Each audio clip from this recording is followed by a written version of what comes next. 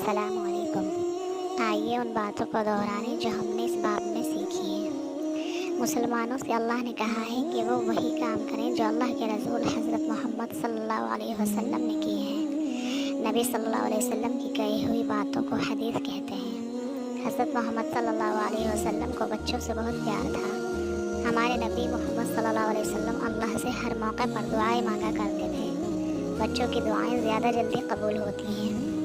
सलाम करने का बड़ा सवाब है। एक दूसरे को सलाम करने से मोहब्बत बढ़ती है और अल्लाह ताला खुश होते हैं। सलाम करने में पहल किया कीजिए। पाक साफ रहना ही इबादत है। सफाई ईमान का आधा हिस्सा है।